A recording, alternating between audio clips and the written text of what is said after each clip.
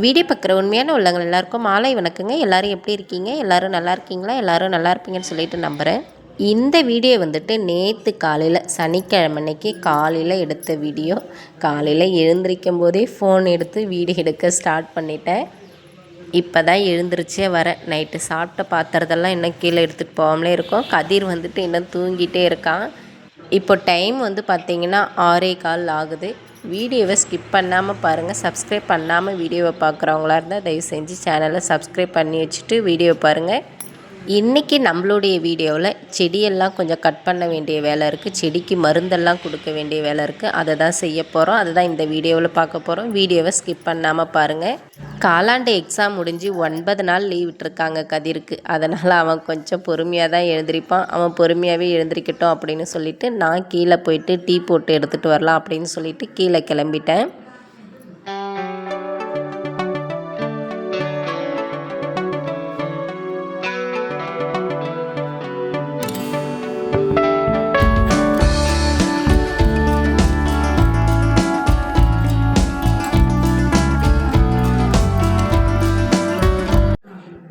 காலையில் எழுந்திரிச்சு வந்ததும் என்னுடைய சமையல் கட்டு இப்படி தாங்க இருக்கும். இதுவே கொஞ்சம் பரவாயில்ல. இதுக்குன்னா மோசமான நிலைமையில தான் இருக்கும். இன்றைக்கி கொஞ்சம் பரவாயில்லாமல் தான் இருக்குது. நான் வந்துட்டு பால் எப்போவுமே முன்ன நாள் சாயங்காலமே வாங்கி வச்சுடுவோம். காலையில் எழுந்திரிச்சதுமே ஃபஸ்ட்டு வேலை டீ போடுற வேலையாக தான் இருக்கும். நாங்கள் வந்துட்டு எப்போவுமே நம்ம வீட்டுக்கு ஆப்போசிட்டில் கவர்மெண்ட்டு பால் ஸ்டோர் இருக்குது. அங்கே வந்துட்டு பால் ஊற்ற வருவாங்க. பசு மாட்டு பால் மாட்டுப்பாலை தான் வந்துட்டு நாங்கள் எப்போவுமே யூஸ் பண்ணுவோம். பேக்கெட் பால் வந்துட்டு பார்த்திங்கன்னா தம்பி பாப்பாலாம் அவ்வளோவா குடிக்க மாட்டாங்க. சுத்தமாகவே குடிக்க மாட்டாங்க. சொல்லப்போனால் அவங்களுக்கு பிடிக்கல அப்படின்பாங்க. அதனால் நான் மாட்டுப்பாலே வாங்கிப்பேன் எப்போவுமே. எங்கள் ஊரில் பசு மாட்டுப்பாலே பார்த்திங்கன்னா லிட்டர் 40 ரூபா தாங்க. ஆனால் கிராமத்துக்கு இதுவே அதிகம்தான். சிட்டியில் இருக்கிறவங்களுக்கு இது ரொம்ப கம்மியாக கூட தெரியலாம். டீ போட்டு எடுத்துக்கிட்டு மேலே போகிறேன். மேலே போனால் ஆல்ரெடி இன்னும் கதிர் தூங்கிட்டே இருக்கான். ஆனால் நம்ம சொந்தக்காரங்கெல்லாம் வெயிட் பண்ணிகிட்டு இருக்காங்கங்க. இதை ஷார்ட் வீடியோவுமே போட்டிருப்பேன். ஓயினது என்னை துரத்திட்டு வர ஆரம்பிச்சிட்டாங்க. நான் உள்ளே ஓடி கதவு சாத்திட்டேன். கதிர் மட்டும் வெளியிலே இருந்தான். ஹேய்,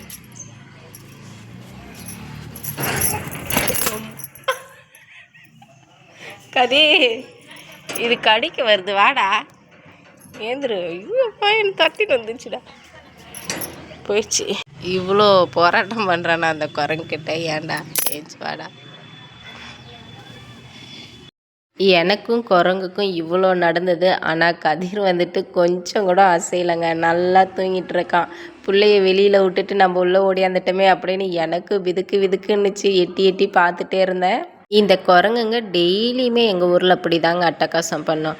ஆனால் நம்ம அலட்டணும்னா அது ஓடிடும். இருந்தாலும் ஒரு சில குரங்குங்க திரும்ப நம்மக்கிட்டே உருன்னிட்டு வரும். அப்போ தான் கொஞ்சம் பயமாயிடும்.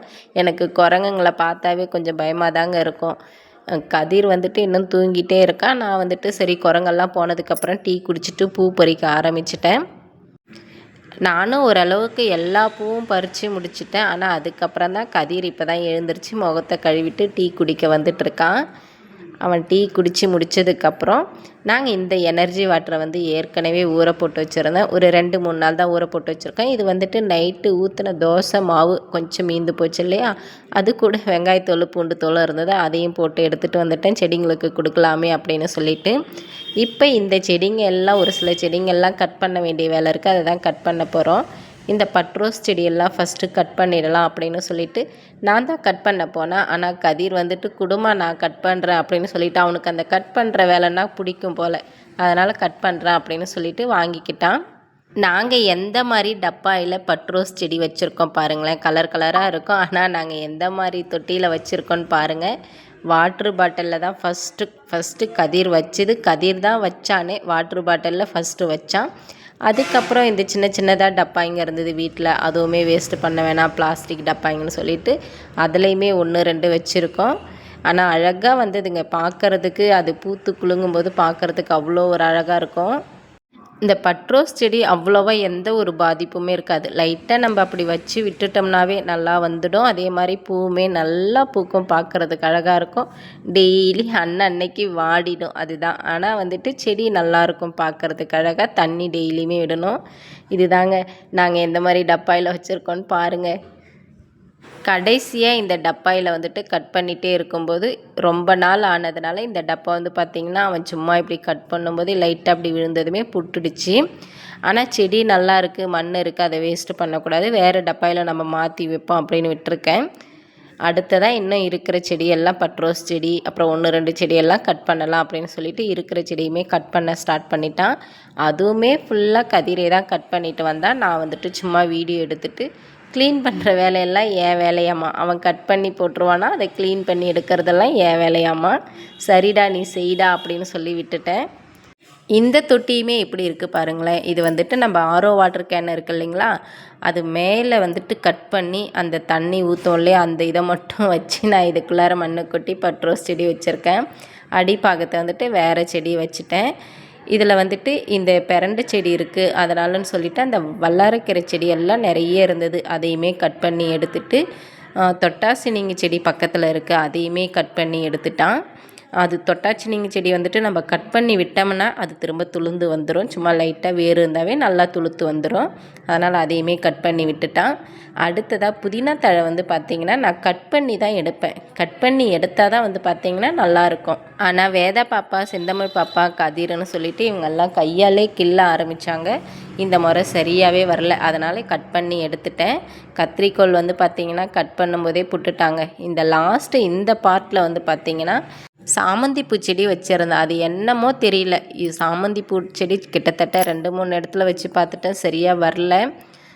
சரி இந்த புதினா தழையாச்சு நம்ம வச்சுடுவோம், புதினா தழைன்னா கூட நமக்கு நிறைய யூஸ் ஆகுது, இந்த தழை சரியாக வரலையே அப்படின்னு சொல்லிட்டு அந்த பார்ட்டில் வந்துட்டு நான் புதினா தழையை வச்சிடலாம் அப்படின்னு சொல்லிட்டு விட்டுருக்கேன்.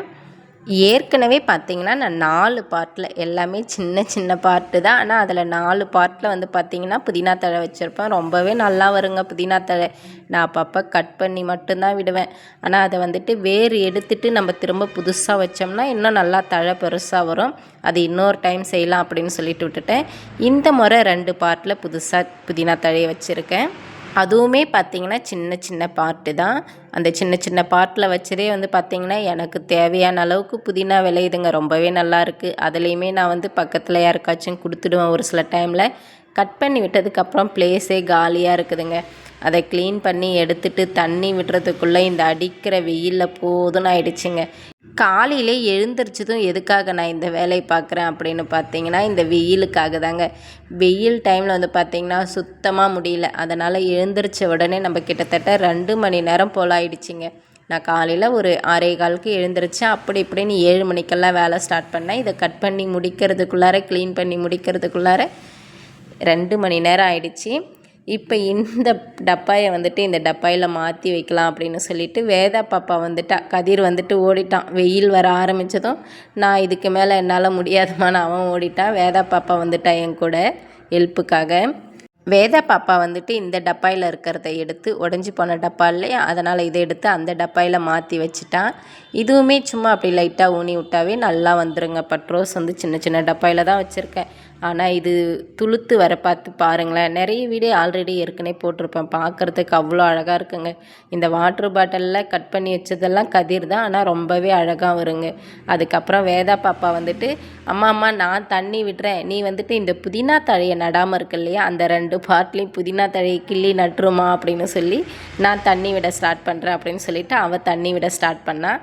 சரி இப்படியெல்லாம் விடுடா அம்மு அப்படின்னு சொல்லி அவளுக்கு சொல்லி ஒரு 4-5 தொட்டியில் இப்படியெல்லாம் தண்ணி கீழே போகாமல் விடு அப்படின்னு சொல்லி கொடுத்துட்டு அதுக்கப்புறம் நான் வந்துட்டு அந்த புதினா தழை நடலாம் அப்படின்னு சொல்லிட்டு ஸ்டார்ட் பண்ணிட்டேன்.